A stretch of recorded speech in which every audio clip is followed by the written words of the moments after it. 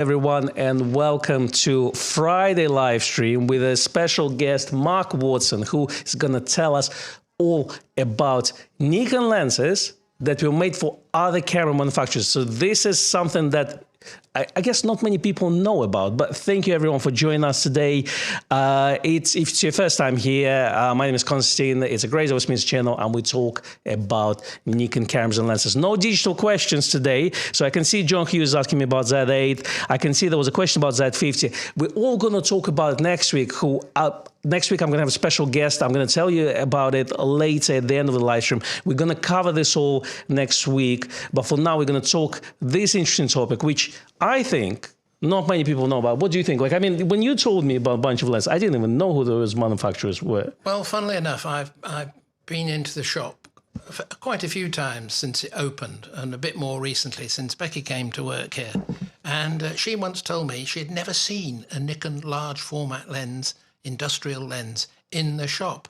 And I thought, crikey, they used to be quite common. Yeah. And so anyway, when I mentioned this to Con, he said, oh, well, come and do a live stream and bring some of these lenses along. And that's just what I've done. Now, I don't know a great deal about it, but I retired early when I was 55 because I couldn't cope with digital. I could cope with the digital cameras, but I had never used a computer. I've learned to use one after a fashion since, but I still like using old cameras from time to time.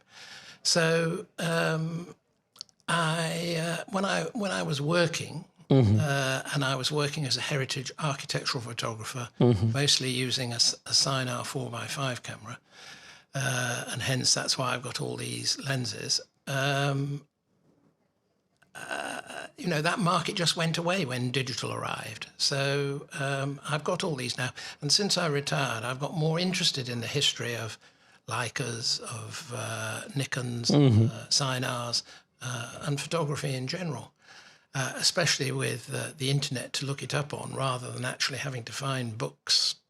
Well, it was impossible before. You came across them by luck or advertised in the Amateur Photographer. That's true. That's true. So a lot of people, when they collect Nikon, they'll go for, the cameras and Nikon lenses. Obviously, you went towards the large form camera. So you've got Plaubel Makina camera over there. You've got some Nikon lenses, let's say, designed for Leica and things. How did you get to that point?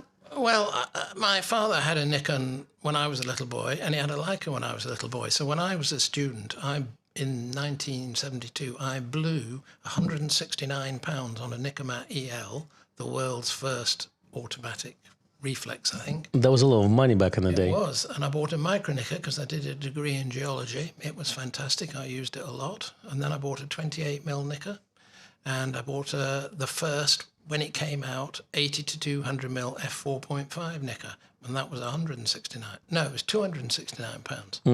It's funny how I can remember all these figures from 50, 60 years ago, and I can't remember what I did yesterday. Anyway. So I've had Nikons ever since, and I upgraded them. Unfortunately, I sold them and upgraded them, and sold them and upgraded them, just like everybody does, because they haven't got the money. True. But once I retired, I started buying up, well, not buying up, but buying replacement ones which I had had before. And then it got to be a bit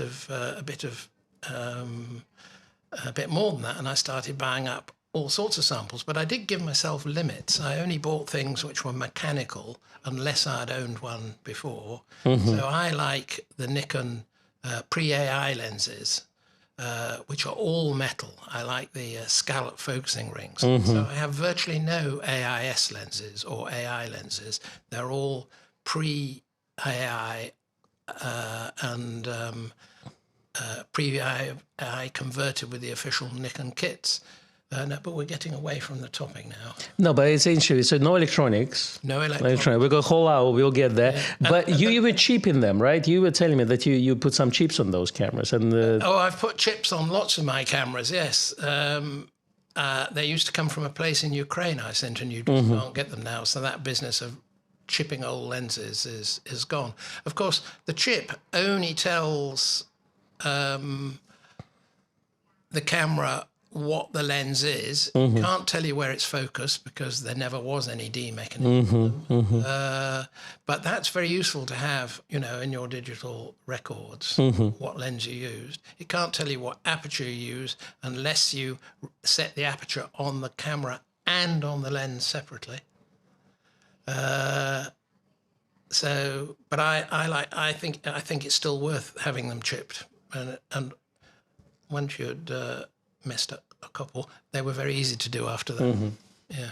But that market is all gone, as you say. It's gone because you can't get the chips anymore. Or if anybody knows where you can get the chips, please let us know, because I'm sure it's like to know. I think I remember Becky was looking for some, and she chipped some of her lenses back in the day. Yes. But that was like 5-7 years ago, I think, at least. About 10 chip lens, and because I was an architectural photographer, I chipped my 35 f2.8 PC and 28mm f3.5 PC lenses. In fact, I've got 2 each of those chipped just in case I ever dropped it. I was always very, very careful with my equipment, but whatever job I went to, I always took 2 of everything, or at least something else that would stand in. You know, if somebody's paying you a lot of money, you can't say, oh, it's broken. So Champagne Summer says, do you prefer all manual lenses or autofocus? It's horses for courses. As you get older, it's very good to be able to press the autofocus and it just goes there. And, you know, if the focus confirmation comes on where you want it to be in focus, it's absolutely brilliant. But I'm equally happy, because I take pictures of buildings and landscapes, my camera is always on a tripod. And so it's no problem just to rotate the ring round of whatever lens it is till it's in focus. In fact, I've got one micro-nicker which is chipped, but it's also chipped in such a way that you can press the shutter release and turn the focusing ring, and when it gets to be in focus, it takes the picture. I see. That's quite interesting. So, if you know any manufacturers that Nikon designed the lenses for, do let us know in the comments below. Thank you for your question. As I said, we're not going to ask any digital questions today. But the first suggestion, Nix antenna says Bronica and Canon. Those were suggestions. And then Rigetti says, by the way, I have a Nikon SC 5cm f1.4 on my Leica 2 right now in Yosemite and in Kings Canyon. Lots of fun. Well, that's very interesting to hear that, because we have here... Can you see that? Would you like to hold it, Con? Can you see that? This is a very nice Leica 3C, and it has on it a Nikon HC 39mm screw thread lens. It has a modern lens hood on with the holes for the viewfinder to see through. And it takes 44.5mm filters, which I know was a great disappointment among Nikon fans at the time because it wasn't a standard size. But it's got this very good modern solid lens hood on it, which also has a sort of thread at the front, so you can pop a 52mm Nikon lens cap on it. And this one's very unusual in that it has a black aperture ring. Oh, yes. You know, Voigtlander recently, well, a couple of years ago, released 50mm 1.5 for Leica mount, and they went for the same design. Yeah, well, they've pinched that from Nikon. Yeah. And it is quite good because you can look down quickly, and if you just show them the side again, it's just a series of things that turn and things that don't turn, and finding the right ring is not so easy. So they've made the ring that turns black, and the focusing ring has a little this bit here. The lock, the little lock, the lock set at the focusing lever. So it is nice and easy to use. And this lens is a sonar design, so it's a copy of a Zeiss sonar. In fact, I think at about that time there might have been 7 Zeiss engineers in the Nikon factory, showing them what they were doing in Germany and helping them with the new lenses for their new cameras. So these Nikon rangefinder lenses are copies of Zeiss lenses, not Leica lenses. So optical design effectively has been copied, yeah? Yes. And were those lenses produced at the same time when they already Nikon launched their rangefinder system, Nikon S? Yes, they were all produced at about the same time. So this lens was also available in, I'm almost certain this lens was also available in Nikon S mount. Now, the Nikon S mount was a copy of the Contax mount. But although the bayonet is the same, the pitch of the focusing mechanism is different. So you can't use a Contax lens on a Nikon S or the other way around, where the focusing is accurate other than at infinity. And not a lot of people realize this. You realize this when you see lenses advertised to fit Nikon S or Contax. That's not possible. Now, Nikon cater for this by making lenses with a different pitch for Contax owners, and you can recognize those lenses because they've got a little C engraved on them. Is there a way to remedy that lens, so let's say to adjust it to... No. Okay. I think all these lenses that are in good order, they are... I think they don't deserve having that done to them. I see. So this is like a screw mount lens, so effectively, or AM39 as we call it. So these are the lenses, not this particular one. These are the lenses that Douglas Duncan went to see when he went to the Nikon camera, and I think he bought a 35mm and a 135 and a 50mm f1.5, which was later replaced by the 1.4. And I'm sure he owned other lenses, But so at this period of time, Nikon were making better lenses than Leica were. So Leica were making Elmars and Sumerons and Sumerits. And this is why Douglas Duncan thought these lenses were great, and in doing so, advertised them all over the world. Of course, Lights fought back and made the newer Summicrons and other lenses, which were then better than these. All these companies need each other to leapfrog to produce better lenses from which we all benefit. What was the reason of actually Nikon producing cameras, lenses for other manufacturers? Because obviously they don't do it anymore. Well, nobody knew about Japanese cameras then, so they were getting in. Nikon was a lens manufacturing company. I see. So they were getting in on supplying, most of their stuff would have been for German cameras. And the Japanese like German cameras. So before they were Nikon cameras, they were Nikon lenses, effectively? I think so, yes. Yeah. Before the war, in about 1935, they started making lenses for Canon. Canon wasn't called Canon then, but they were making lenses for them. But after the war, Canon started making their own lenses. Of course, the best thing that ever happened to Nikon was Canon, because without Canon, Nikon wouldn't have come forward with, all these new things very quickly, which we all benefit from. And that's true for Canon owners as well. And I would say today, the best thing about Nikon is the fact that Canon is chasing them, or the other way around. We benefit from their competition. Canon, you owe us. All right. Well, that's that. I'm going to look through the chat real quick and see what people say in the chat. I think there was just a quite general question from Kirill, who is saying, in a kind of layman terms, can you explain us what is the benefit of using manual focus lenses over autofocus lenses? It's slow and careful and certain. Your eyesight has to be good enough. Nikon went to a lot of trouble with their reflex cameras to make a great variety of screens to suit all the different sorts of lenses, to make them work with long lenses or short lenses. All sorts of different things they did. They made microprisms and split image rangefinders to help us with all this. And, when you look at an autofocus image, it says it's in focus, but to some extent, you're taking that as a given. Yeah. You kind of have to put some trust in it. Yeah. You focused and it went a bit too far. It came a bit too back, and then you eventually found the right point. Yeah. And in fact, this is. I think it's true to say that cameras where you lined up two images, so Leicas and Nikon S's, were very good with wide-angle lens when the image was very small in the viewfinder. And then with telelenses, where the image is very big in the viewfinder, then ground glass is better. That's why you saw all these photographers going toward Don McCullen and people like that with a Leica with a wide-angle lens and a Nikon with an 85mm f1.8 lens. That's very interesting. Yes, because in rangefinder on the telephoto lenses, the window is going to be quite small, so it's a lot harder to focus manually. That's true. So, and of course, then there are lenses which would be very difficult to make automatic, like the perspective control lenses.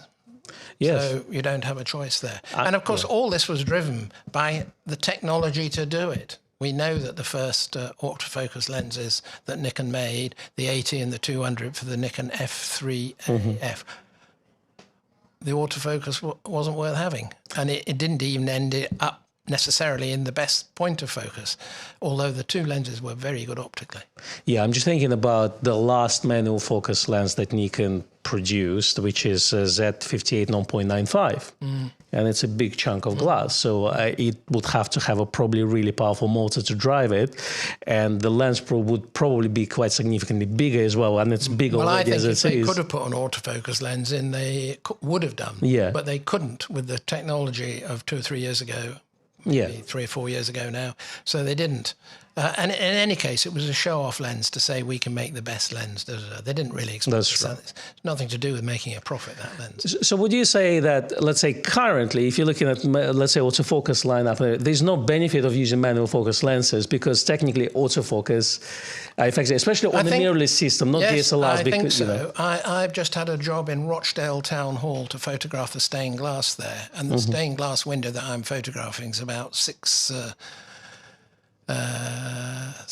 maybe 8 foot wide, and I'm at the other end of the grand hall, 60 meters away, and it just fills the frame. And I could focus manually because it has all the settings to do that, but actually I just I use the back focus button, and I just press it, and the focus confirm comes on exactly how I want it.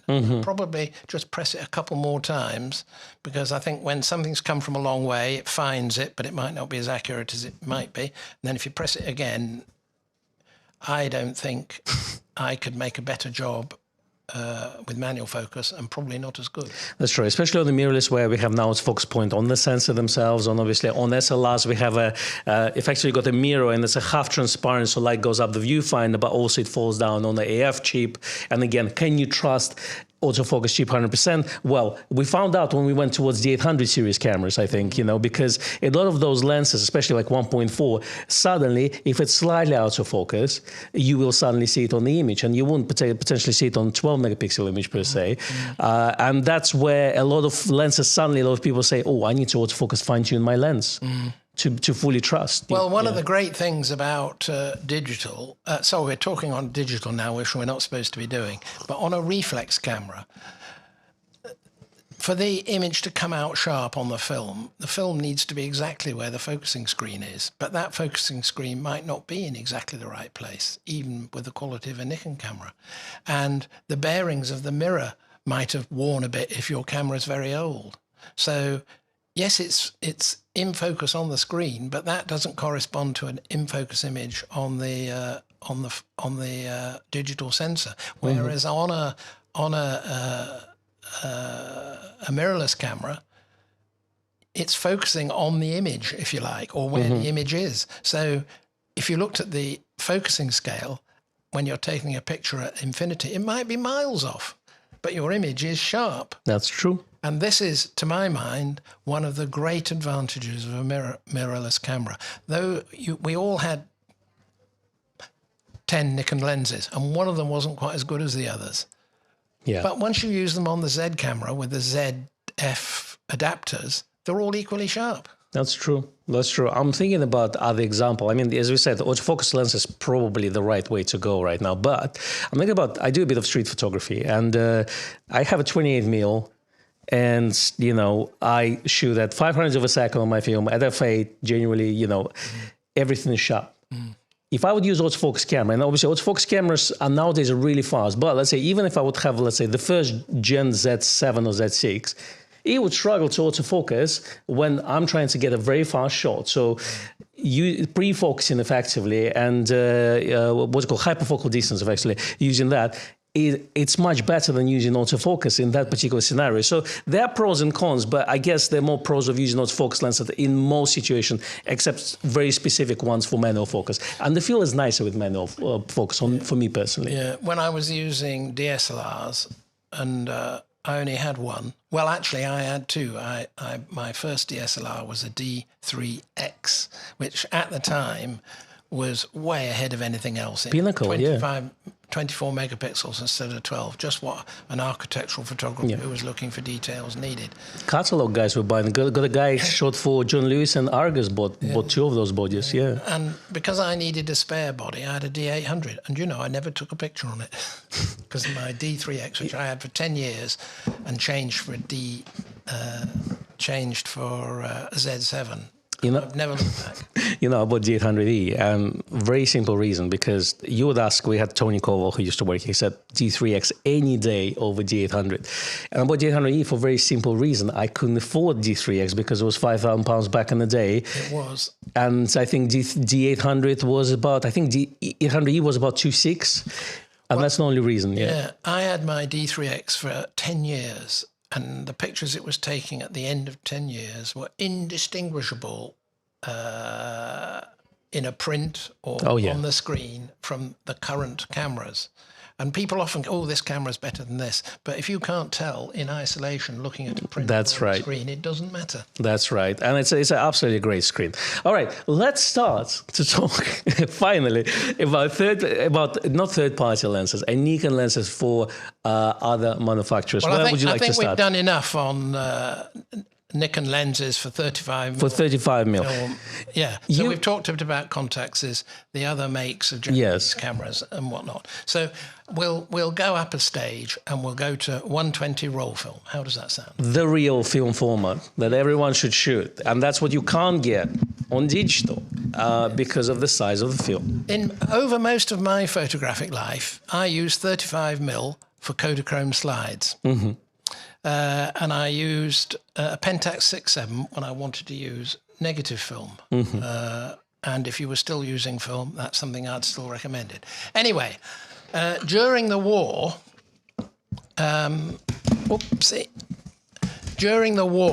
Nikon had, well, there are all sorts of different reports, but between 6,000 and 10,000 employees, and they were making sort of 80 times binoculars, and I'm coming on to that in a minute.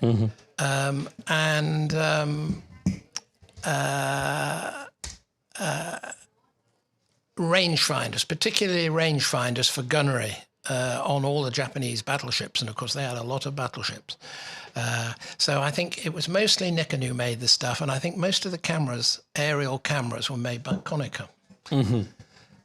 So after the war, of course, when Japan is still occupied, General MacArthur's busy getting rid of anything to do with the military, the Navy in Japan. So nearly all of these people at Nikon lose their jobs, and they keep a few. I can't remember how many it was, maybe 300 or 600 or 1,000, but very few compared with what they had done. And they had to think about, what are we going to do? So they decided, we'll make lenses. Which they did. We've just been talking about some of them. And they also thought, well, we need to make cameras to use these lenses. And so they looked down the two popular lines of cameras at the time. One was the 35mm size, and one was the twin lens reflex size, and we have one of these here. A rather nice Airs Flex. Airs Flex, okay. Airs Automat. And now these Airs Automats were made by the Airs camera company, and one of the people who worked for them used to work at Nikon during and before the war. So he had good contacts at Nikon, and he persuaded Nikon to provide them with lenses for this Airflex.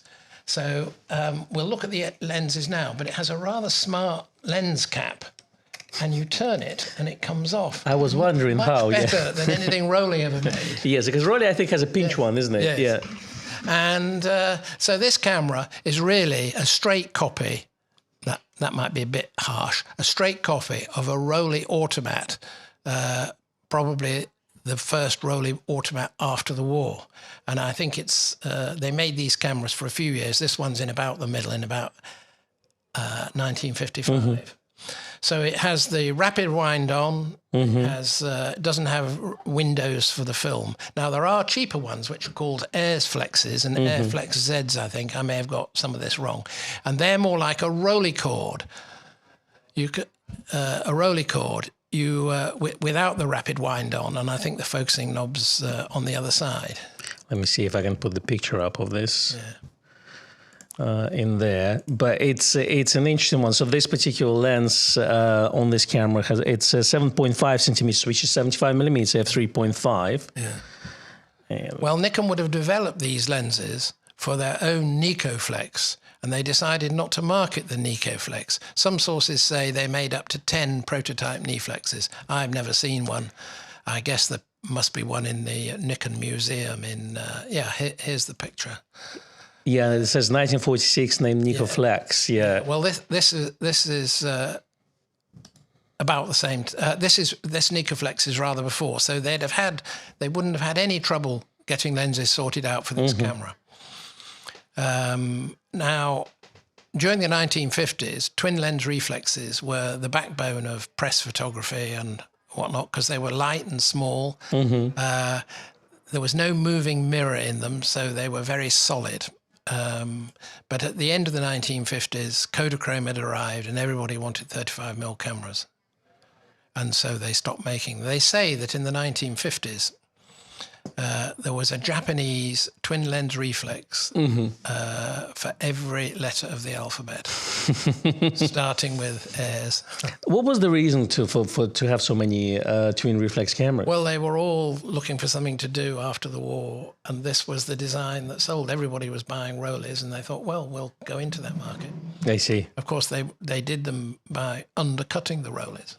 Undercutting the Rollie prices. So that was basically all Japanese manufacturers. They started to do this to put their kind of foot into the door into the industry, but isn't Nikon it? decided that all these other companies were doing this, so they weren't going to do this. And they started to develop the Nikon S cameras. And to do that, they looked to the Germany.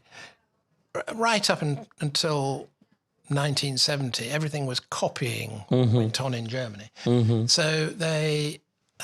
where have we got to? Yes, they liked the Contax 2A after the war, so they copied that and called it the Nikon S. They changed the viewfinder to be a better shape, so not quite so long. And Gray would tell you a lot more about this than I do. In fact, you've had previous live streams where you've done this. But they didn't like the corrugated metal shutter in vertical shutter in Contaxes. So they did away with that and put a Leica shutter in. They copied the Leica shutter. And in fact, they made such a good copy of the Leica shutter. So we're talking about textile shutter, yeah? Yes. Yeah. They made such a good copy of it that you can put a Nikon F2 titanium shutter in a Leica M3. And somebody just round the corner from where I am does just that. You give him the camera. Yeah. You have to give him a Nikon F2 to get the shutter out. The problem here, of course, is if you want a nice shutter with not much use, you've got to buy a Nikon F2 with not much use, and that costs a fortune. Yeah, there's a company in the UK that does it. Yes, he's just round the corner from where I live in Manchester. I mean, it's not. I mean, I'm saying it's not very expensive. It doesn't cost thousands, but you still have to provide a donor camera, isn't it? I think it charges about £300 to do it. Something like this, yeah. Yes, that's true. And you might say, why would you do that? Well, if you look in a lot of Leica cameras, there are holes in the blind where sun has burnt holes in them. Yeah, don't leave your lenses wide open of your Leicas somewhere next to the window, absolutely. Yeah, but if you've got a titanium shutter, that melts at 1800 degrees, so it doesn't make any difference. Why didn't they... That's why Nikon did it. Do you know why Leica never switched to, let's say, other type of shutters? Because it worked very well, and they weren't going to change anything that worked very well. Leica goes on in very slow steps. You know, when they have a design of a lens, it lasts 20 years very often. Because they got M6 and MP in production still. I think a major got discontinued. And though they still got the textile shutter. They still got the textile shutter, yes. Yeah. Interesting. Perhaps they're making a lot of these cameras for more traditional photographers, and they don't want to see any change. They only put change in where change is really beneficial. Yeah, Although, for me, that would be really beneficial. You know, when we're talking about the changes, when they've done changes, there's M5, obviously the ugly duckling, and M7, which had aperture priority. And none of them are rated among, let's say, like a crowd.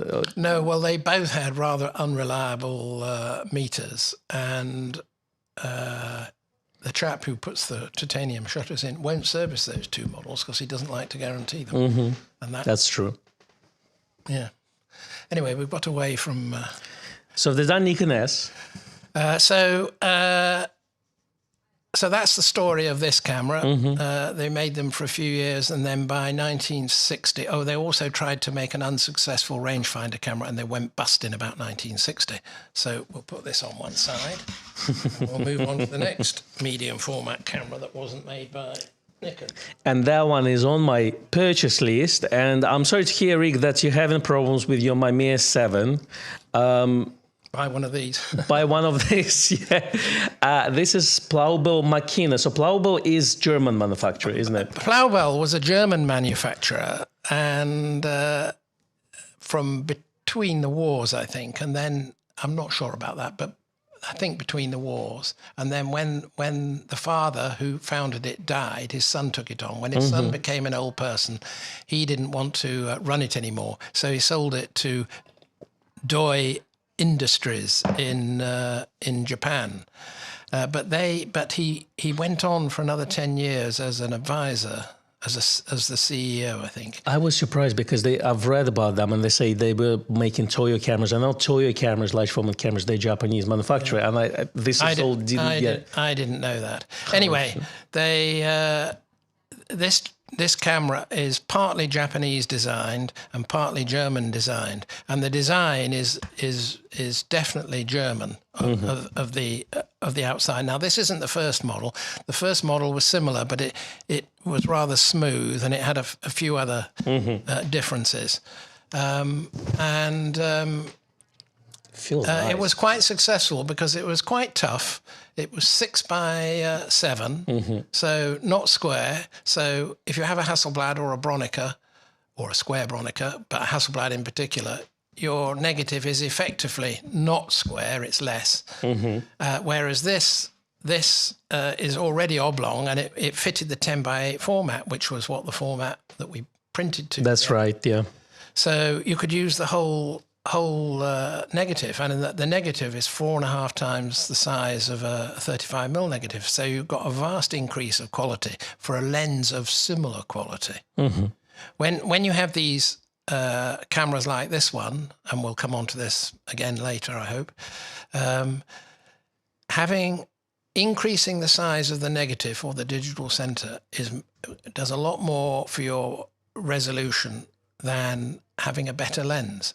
So if you had a camera like a Leica with a tiny 35mm film, you had to have a very good lens with it, and that's why Nikon went into that market, because they could do that. So 35mm is full frame, effectively, so for our digital views, So if you have a much bigger negative, you can get away with a much worse lens. But if your lenses are also good, you get a fantastic picture. And this was a very popular camera. The manufacturer said that they'd definitely not put a zoom lens on it because they wanted to keep it small. And really, this is the smallest 6x7 camera you can get, because here's the cap, and the lens collapses, and you have to be careful with this, because they are old now, and then you pull the lens out very gently. One of the reasons for pulling it out gently is because the actual mechanism that holds the bellows up is also the focusing mechanism, and you focus by turning this here. In fact, by effectively you might be able to see it changing. It's a sort of pincer focusing. This is black, so you may not be able to see. So it's effectively a bellows camera built in.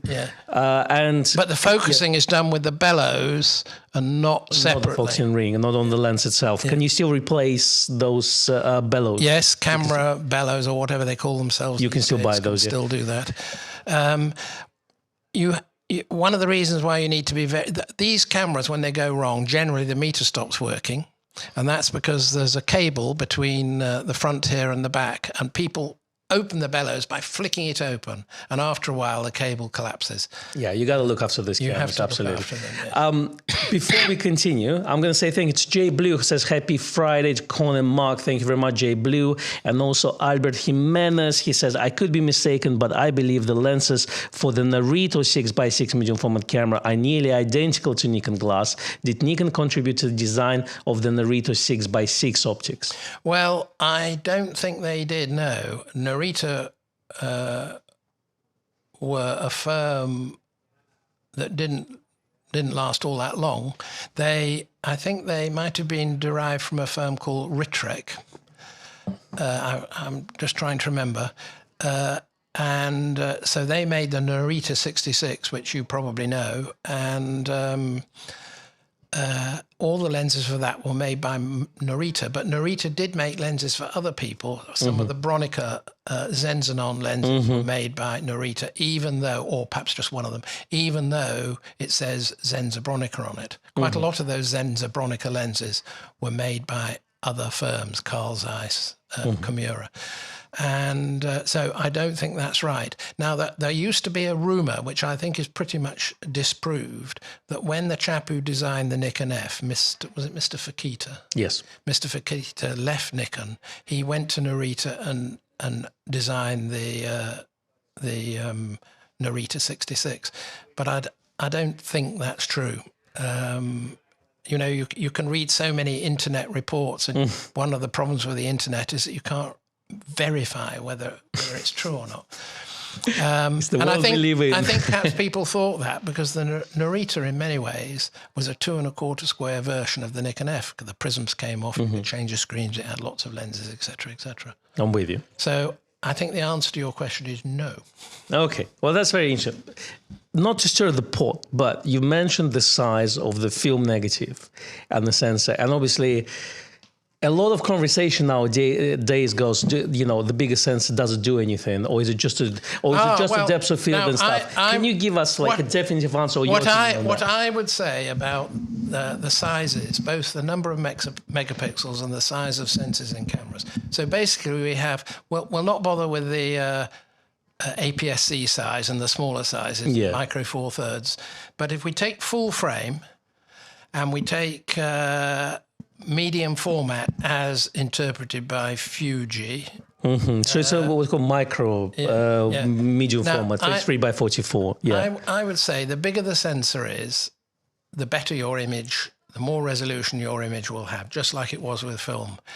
What I would say is that having a 60 megapixel or 80 megapixel sensor instead of a 45 megapixel, probably, you know, diffraction's going to start setting in a bit sooner, etc., etc. And I think that the pixel pitch on a 45 megapixel full frame camera is perfect. And I think if you want more pixels, then you need to have a bigger sensor. The trouble for me is that a Fuji isn't... the return isn't big enough. Perhaps if you can buy a second-hand one reasonably cheaply, it's worthwhile. But you don't have all those Nikon lenses and perspective control. Oh, actually, there are two fantastic. Yeah, they've released them a couple of years ago, I think. And Leo will make one or two, I think, as well. In fact, Nikon are really lagging behind. The camera, the lenses which would benefit most of all from the Z wide throat and narrow register are the shift lenses, and they haven't made any. Because effectively you're moving the image circle around the sensor, so Yeah, so instead of having 10 mils of shift or 11 mils of shift, you should be able to get 15 or maybe even 20. But it took Fuji some time, though. So I think Nikon will come through because, was GFX system a bit earlier than Nikon's Z system? I'm just sure because I don't follow it. We're going to find out next week together. But yeah, that's an interesting one. So what I'd like to see is a camera where the sensor is 4 times the size, but is still the same pixel pitch, so that diffraction doesn't rear its head any further. Anyway, I don't think that's going to happen. Take your old calculators out. The reason that I don't think it's going to happen is that camera sensors are a byproduct of Sony and others' industries. And the reason we don't see the fast development of these sensors is because they're no good for anything else. You know, what you really want is a sensor which is made cheap because it's being made for thousands of industrial uses. But that's not the case here. So the development of these digital sensors is very slow. Now, this hadn't occurred to me until I read an article a few months ago, The Amateur Photographer, in the tech section by their tech guru. What's he called? Can't remember his name. But he wrote an article all about this, and it's well worth reading. So AP, Amateur Photographer magazine. Check this out. It's an interesting analogy. You said that digital sensors, they have to be sold to industrial users first in order for us consumers to get kind of, enough of those, because we don't buy volume compared to them. But it's Sony are busy making sensors for industry and then adapting them to their cameras. The camera industry isn't big enough to support them by itself, which is why we haven't seen any larger format sensors, because there's no industrial use for them. But my analogy is with film, is like where we say like the only reason why film photography still exists is because cinematographers are buying bulk of that film for their movies, and that's because consumers don't buy enough. So that's kind of where I'm coming from. But it's very interesting. I can tell you that I love to shoot medium format on film, and for me this is. Like, we're not talking about resolution or anything like this, but for me, those images that come out of it, once I scan them, are another level compared to anything that digital medium format can achieve right now, on a personal level. This is a fantastic camera if you don't want a great array of lenses. It's small, it takes super quality images, it has a super quality lens, although they're not quite up to the standard of Mamiya lenses, but then they were designed many, many years later. That's right. And had the benefit of modern glasses, which this lens doesn't. This camera, for those of you in England, was made famous by a woman photographer called Faye Godwin, who used it to illustrate books as she went round. And you only need to see those books to see what lovely pictures can be taken with them. And they've done two of those. So we've got 80mm lens, three of them, okay. They did the 67, which we haven't got here today, and then they did the W67, which had some modifications precipitated by things not being quite right on the 67.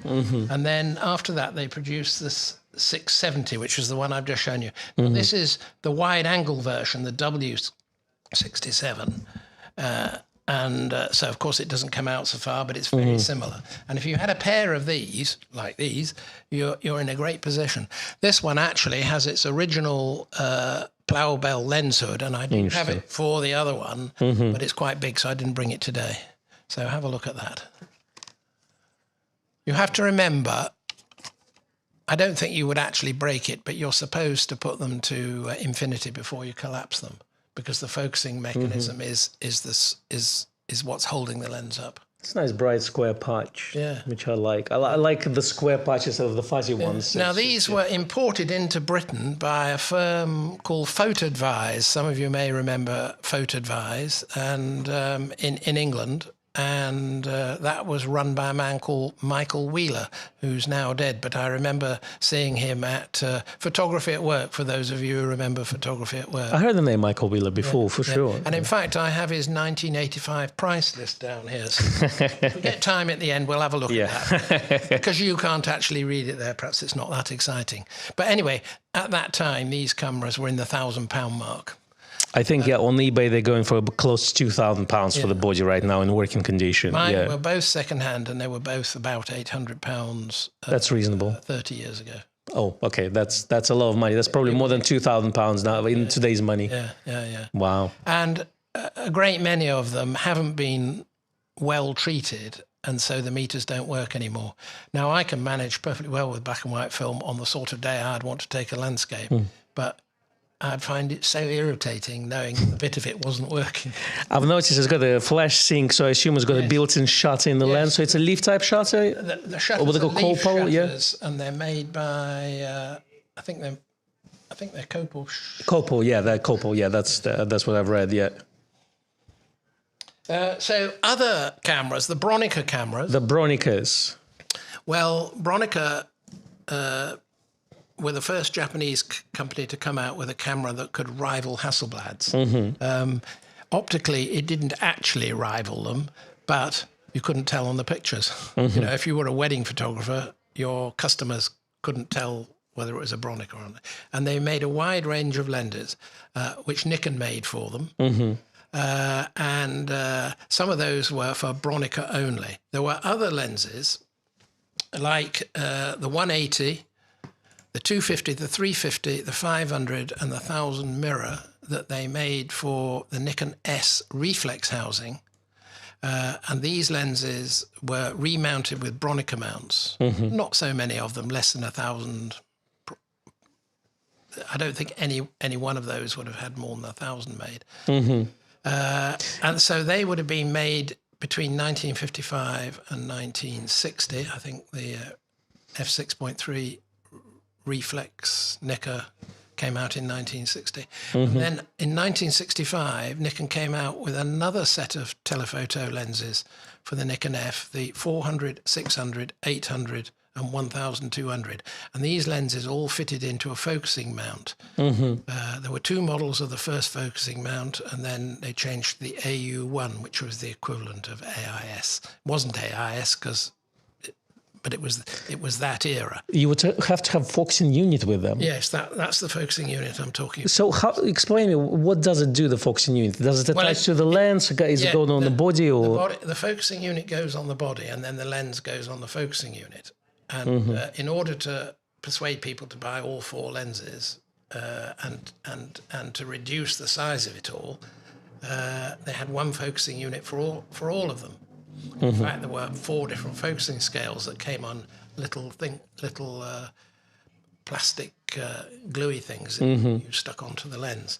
And originally, all these lenses were single coated, and then they were multi-coated, and then the longer lenses, the 600, 800, and 1200, came out in ED versions, which were much better. But they were enormous, these lenses, and Nikon soon realized that people preferred individual lenses, and they came out with much smaller AIS single unit versions. Now, the 1200mm, you quite often see that on Japanese eBay sites, adapted to work on Pentax 6.7s. Oh, I see. So you can use them. The longest lens you could get for a Pentax 6.7 was 1,000 reflex. Nobody wanted That's that. true. And otherwise, it was an 800. So this worked very well because these lenses were made to cover the Bronica format. I'm with you. What you see now, the list of the lenses, this has been taken from the website, which is called nikovandishk.net, and he's got a good information about medium format Nikon lenses and large format Nikon lenses. So have a look at that if that's of an interest. I'm going to go back a little bit. So most of the stuff that you see on the internet has 1 or 2 mistakes in it. So don't take, Nikon often don't release the information, so people do research. And sometimes they make a mistake, and then that gets quoted somewhere else, and then that gets quoted somewhere else. You know, the little red Nikon book, and the book that came out after it, they're packed full of errors, which only I just bought more esoteric collector would recognize. I just bought a Leica book of the 9th edition. It's probably full of errors as well. Yeah. That's interesting. Did they make more lenses for medium format, or that was it basically? They made a camera called the Marshall Press, okay. or at least the chap who owned Mamiya, whose name I can't remember, something like Seishi,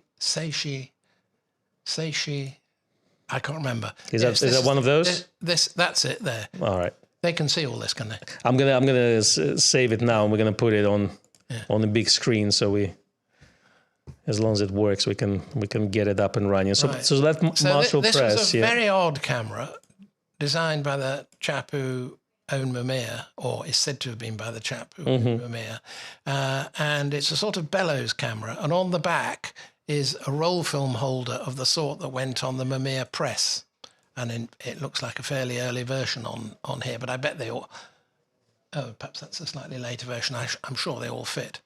And it has, I think, a 105mm Nikkor on it, and then it has two little lenses that clip on the front, a 135 and a 150, if I remember rightly. And it's the most Mickey Mouse thing you could possibly imagine. All right, I think I'm going to have one up and running now so people can see what we're talking about. And talk about ugly. It looks as though the viewfinder is very bright because it's so enormous. But I think that would be its only advantage. It must have been, it must have been very easy to double expose or not expose at all. I've seen, they're not common. Over 40 years of going to camera fairs, I've only seen two, and one of them had one of the spare lenses. And I like to collect Nikon things, but I don't think I'd want to have that in my collection. Not that far. All right. So we've done Contax, Leica, Ayres, Mamiya, Marshall Press, Bronica, and Makina. So we are ready for large format? We're ready for large format. All right, let's do this. Now, so far as I know, Nikon never made a large format lens. But according to Giulio Forti, is it, who did that 100 years of Nikon Japanese photography? That's right. According to him, in the 1980s, when these lenses were at their height, and now these lenses are all mechanical, all glass, proper Nikon stuff at their height of their engineering prowess. These lenses, these industrial large format lenses accounted apparently for 40% of Nikon's income. So it's quite a bit. And when I read that in there, I was surprised. I don't know whether it's true or not, and I'm not quite sure what they mean by that. There was an instruments division then, which made cameras and large format lenses. It's all changed now. The arrangements are all different now. But it does seem rather amazing that these large format lenses should have been so much of the company's production. These lenses sold very well. They were, so far as I can make out, with one or two exceptions, they were pretty much copies of Schneider lenses. So optical design was copied. Okay. Yes, copied, and as Nikon usually did, improved. Now I've brought 1, 2, 3, 4, 5, 6, about 10 here today to show you. They made various sorts. Now these are the sort of things that you would use on 4x5 cameras, little 6x9 cameras, and 10x8 cameras, and anything else, of course. But those are the main things. And if you think of a 35mm lens, full frame, or 35mm sized, film camera sized, if you think that is 1 inch by 1.5 inches. So when we go to 4x5, that's 4 inches by something. So you have to multiply the focal length by 4 to get an equivalent lens. And if you go to 10x8, you have to multiply it by 8. I see. And sometimes people do it with a diagonal, but the diagonal's different on different cameras, so that's not really a very good measure to use. Because the side of a 35mm or full frame thing is 1 inch, I think that's a good starting point. So a 50mm lens on 35mm would be a 200mm lens on 4x5 and a 400mm lens on 10x8. And of course, it's you might put on a 180 or a 150 because it was a bit lighter. A lot of 4x5 cameras were sold with 150s because they were much cheaper. All 10x8 lenses were expensive, really. They had to cover a huge area. And Con's bought this book in, which Gray's... it's a leaflet from Gray's collection, so he found it. It has just about, but not quite, all the Nikon large format lenses in it and the different series. So they made, and best of all, can you see that? Best of all, this diagram of all the covering power of every lens and the sizes of the cameras on which it would go. So you could look at this and say, oh, I've got a 10x8 camera and I want to do this, so I need this lens. And that's what you went to buy. Yeah, you better watch it on some other 65-inch OLED TVs to see all this information there. Yeah. But it is this. They released quite a few lenses. I bought myself a large format camera about 2 years ago. I got Chamonix F2 or something like this, and I had all the troubles figuring out what's the Koppel 1, what is Koppel 0, and all this. You know, to make sure that I'm getting the right lenses. Well, just let me tell you a bit more about me and Nikon first. I bought a Sign RP, a 4x5 Sign RP, no, a 10x8 Sign RP, and a little while later I bought a 4x5 Sign RP2, for those of you who know these cameras.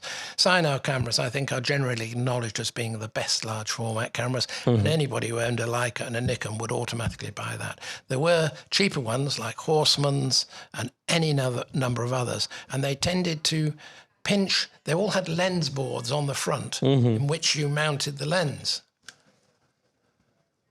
This is a Sign R lens board, but Horseman and Anchor and lots of other firms used the same ones. Cambo used a different one. I think MPP copied Sign R, but I'm not sure. All sorts of different ones, and then all the wooden versions as well. These are monorail cameras I've been talking about, and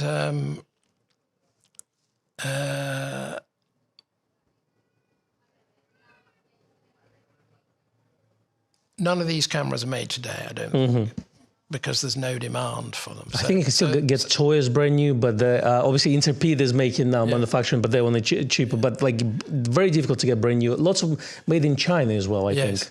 Well,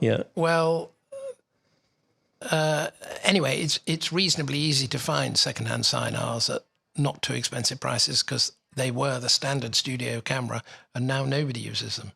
Nobody at all, really. It's just amateurs, advanced amateurs, and maybe one or two odd people who still use film. Would you say 4x5 is probably the kind of the entry level and the easier way to get in compared to something larger? Yes. If you get them smaller than 4x5 with the shorter lenses, they're harder to use because your fingers are all like this. So yes, definitely.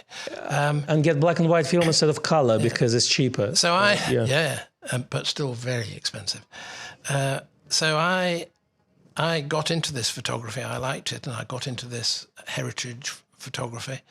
And then one day I went to a big camera show in Manchester in the New Century Hall, and Nikon had a big stand there, and there was a man there called John Pitchforth on this stand, and he was Nikon's technical manager at the time.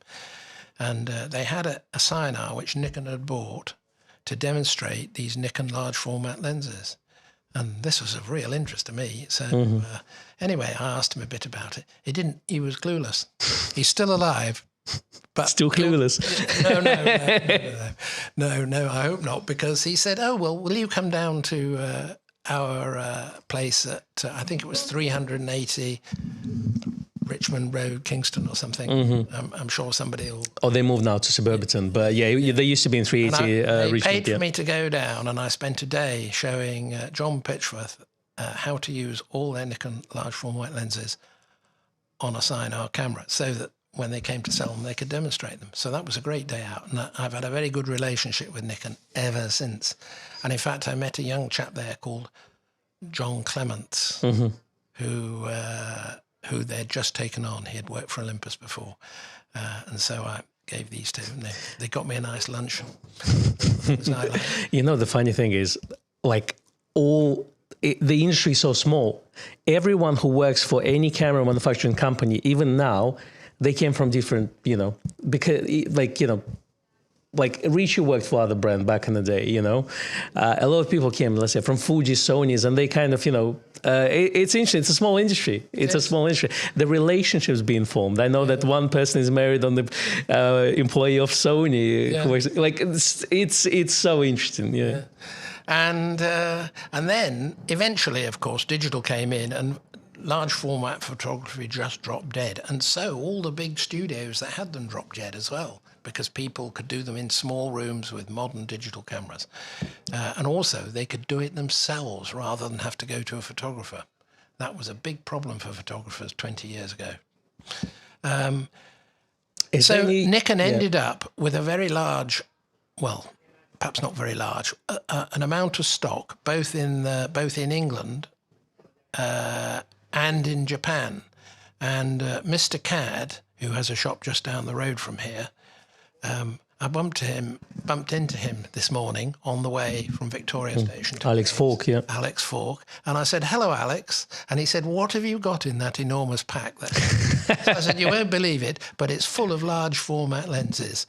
And actually none of them came from him. But he then told me that he had bought up the entire remaining stock of Nikon UK and Nikon Japan. So there you go. And indeed, I remember them being in his shop for years, because he didn't sell them out cheap. He sold them out at least the recommended retail price, and some of them were there for years. I don't think he'll be watching this, but he might. Well, you know, the funny thing is we bought basically the last stock for Nikon rangefinders from Nikon, because again they called us up and they thought we don't want them anymore, and we just took them because actually, you know customers like them a lot. Well, that's the thing. That's the thing. So it's interesting. Sometimes Nikon come up with a deal and say we got this. I've got a Contax 2A because I've collected some cameras which represent the development of the Nikon F. So I've got a Contax 2A on which the Nikon S was based, yes, and of course the F was based on that. I've got Leicas anyway, but I've also got a Pentacon. No,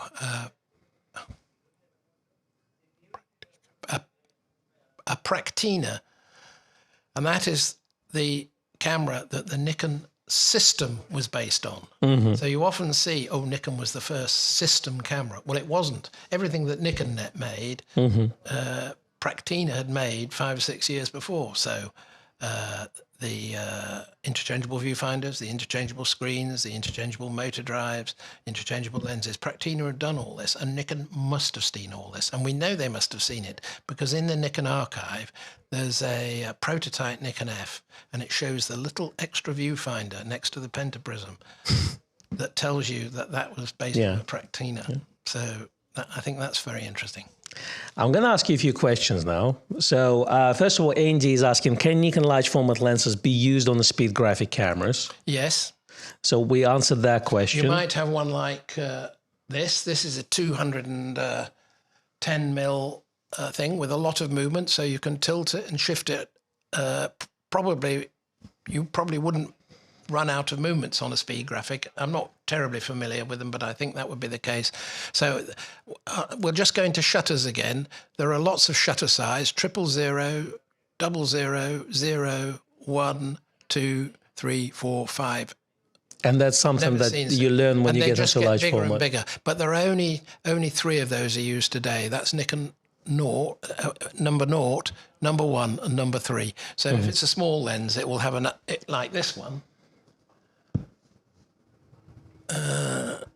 Yes, that's a number 0 shutter. So it says Koppel 0 on it, yeah. It's got Koppel 0. Oh, we shouldn't be doing that. That's a number 1 shutter, and that's a number 3 shutter. And they see all those things. And then you buy boards to mount them on the camera. You buy boards. So this is by 4x5 board, right? That's a 4x5 board for a Sinar, and this is a smaller board. It's called a Linhof Technica board because Linhof invented it. So what camera is it for? What size? You would use this on 6.9. 6.9, okay. Yes, 6.9 cameras, and then above that. Colin is asking, Mark, I have an Ilford monobar, and I'm looking. Very interesting camera. He's like, I'm looking for lens board. Do you know of a supplier who can supply a lens board for this camera? No, I don't know that. I saw an Ilford Kennedy monobar camera at Photographica the other day, and it was bought. It was on Peter Loy's stand. It was absolutely mint, and in fact, it was next to that Nikon 180mm lens. That's irrelevant. And I think you'd have to take the board off that you've got, go to an engineering company and get them to make it. And there must be plenty of those about. So they can measure it effectively and manufacture it. I know that some SRB would do that for you. SRB, okay, Colin, yeah, that's probably... You can probably 3D print them, but I'm not sure. You need to use some sturdy plastic, I guess. I think the most interesting thing to do with those Ilford Kennedy monobars is to, well, they came with Ray lenses or Xenar lenses, but I think the most interesting thing to do with them is to adapt them for more modern lenses like this one here. This one's a 100mm Nikon W lens. So that's the same lens as this one and this one, but in different focal lengths. It's tiny. That would go on the front of that camera. It would give you a reliable shutter. And on the back, I'd get somebody to make a Nikon Z adapter. That's what a large format pancake lens look like, in a way. Have we covered everything large format? Well, I was just going to say that they did these telephoto lenses like this one, and you could change the back to get 600, which is what this is, 800 and 1200 mil, and they have the different scales for the different apertures. Different scales for the different apertures here. Oh, I see. Okay. Nikon lenses, and then... so those are what you would use with your 10x8 cameras. This is a slightly smaller 500mm version. This is a 360mm lens, which would be the standard lens for a 10.8 camera and still have lots of movements to keep your buildings vertical. And technically they can go on 4x5, but obviously your can focal... go on 10.8. Yeah. Anything that goes on 10.8 goes on 4x5. Because effectively it's an image circle, effectively, we're talking about, isn't it? So, okay. And then they make smaller lenses in long focal lengths. That's nice. You don't want things which are too big. That's true. I was going to go into these in a bit more detail, but I imagine we're running out of time. We're running out of time, but I want to ask you some general questions that people ask in the chat. So they're going to be all over, from 35mm to large format. So first of all, just let me run this saying that lens board are fun. You can use them to adapt modern cameras to large format. I got my D850 mounted to my Cambo when I first got it. Yeah. Good. There's a firm in America called Photodiox, and I think they make adapters for almost any camera to go on the back of a large format camera. And in fact, that thing for taking 6 pictures and stitching them together is made by Photodiox. It brings new life to these old lenses. These old lenses might not be the latest, but when you have a very large sensor, they'll knock spots off the latest cameras. Absolutely. Is there any benefit of going into, let's say, large format, a part of just kind of sheer enthusiasm of trying new things? I think it's a great thing to do. I'm not sure I'd recommend getting a Sinar monorail, but getting a nifty Wister or Takihara or whatever, folding, or better still, what's that titanium make in Japan? Anyway, they make these folding wooden cameras much more practical, and you won't get fed up with them so quickly because all this is very slow and deliberate. I mean, they're beautifully made as well. As Nigel Sutton says, my Ebony 45 SU is a fantastic camera. That was the one I was thinking of, but I just couldn't remember. A piece of art on its own. The symmetric rear swing and tilt make focusing so easy. You can pay a lot of money for an Ebony because they were so well made in the first place.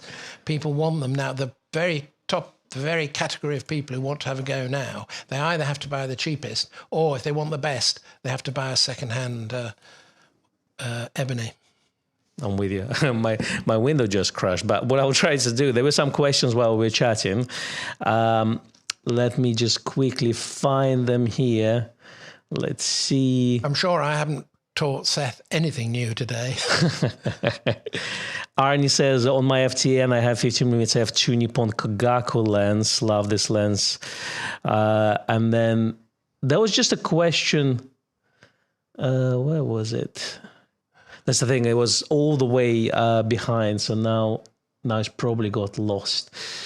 Yes, JW says Nikon, the Japanese History by Giulio Forti. Yes. I bought a copy at Gray's last year. It's a beautiful book. Yeah. Beautiful. But it's full of errors as well. For instance, the list of Nikon M lenses is completely wrong. And I've not really been through it to see what I can find is wrong. Yeah, Nigel says, never bought Nikon lens for my large format, but I bought a bunch of Schneiders. I bought all the Nikon lenses for, I got 135, 180, and I think it's 90mm, if I'm not mistaken. Yeah, well, most of these are modelled on the Schneiders, except for the very long ones where they were ahead of Schneider, although since then Schneider have come out with their versions, which are prohibitively expensive. And yes, so these Nikon lenses are the equivalent to the Schneider Zymar S's. Nikon had given up by the time Schneider were coming out with their Apo Zymars. Yeah, Alan says, my favorite Nikon large format lens is 150mm with Koppel shutter on large format, great combo. Any info on technical relationships between using Koppel with a Nikon B-Fab? I'm not sure what that means. Well, I don't know. Here's the very lens you're talking about. It's a fabulous lens. In the #1 shutter, it's small, it's very sharp. It's the equivalent of about a 35mm lens. 35. Although as you focus them, the lens goes much further away, so it becomes more like a 50 as you get closer. One of the interesting things about the Koppel shutters on all these Nikon large format lenses is I once read that Nikon have Koppel shutters specially made for them. And I thought, what's that all about? And when I went into it, I found that for some reason, instead of going from 1 to 125, it goes from 125 to 1. So the shutter speed scale is the other way around to anybody else who's using Koppel shutters. And in fact, Koppel don't make shutters anymore, or at least not this sort of shutter. And I think that's because Schneider and Rodenstock and Nikon just don't make these lenses anymore. Is Koppel still around? Oh, they're still around. Koppel actually made the first Makina cameras. Interesting. And it was so unreliable that they then got Mamiya to make them. I think we should do a separate live stream just for the large format lenses, because since, it requires a lot more information, I think we should do the whole large format, how to get into that as well, because I can tell you, I run a photo lab, and one of the main requests actually we get is, do you develop 4x5, and larger formats? Yeah. And it seems like a lot more people get into those cameras. In the old days, when I was young, of course, everybody did their developing at home, but now nobody has any. Who's got time for that? So they have to come True. to professional labs. True. I must admit, with roll film, I always recommend XP2 Super, and I like it because, one, it's a decent ISO.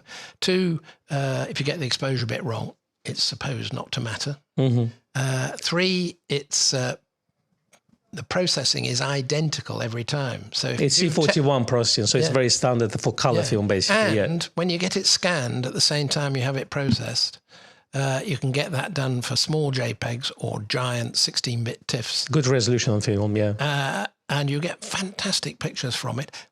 And, of course, because it's a dye film, there's no silver to mess up the ice. Mm-hmm.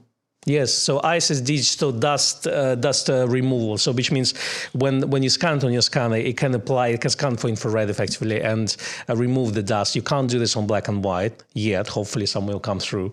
But yeah, it's interesting. You get very flat negative with Ilford XP2S, I think, which is good if you're editing it. Yeah, absolutely. If you're going to process it, that's the best place to start. Yeah. But if you like kind of baked in look, then yeah, there's definitely specific black and white, like Tri-X is quite contrasty. I mean, even that gets quite flat depending how you develop it. This is another live stream. That's the thing. Really. We'll come back to that, but thank you everyone for joining us today. First of all, Mark, it's been a pleasure. Well, thank you for listening to me rambling on. It's been in the works for about 3-4 months at least. We talked about it. So I think we will have you back for large formats whenever you're free and whenever you're traveling to London. For next week, I'm going to have a special guest. You may know her. Her name is Becky. She's going to come and visit us for the live stream. So it's going to be a reunion party for one special. So come join us next week, the same time on Friday, 2:15 British Standard Time. It's been a pleasure to have you all. Prepare all your questions, digital film, all for the next live stream. We're going to just rumble for probably 5 hours straight. Who knows? But thank you, everyone, for joining us today. We will see you next week. All the best. Bye-bye. Thank you, Mark. It's been a pleasure. Was that okay?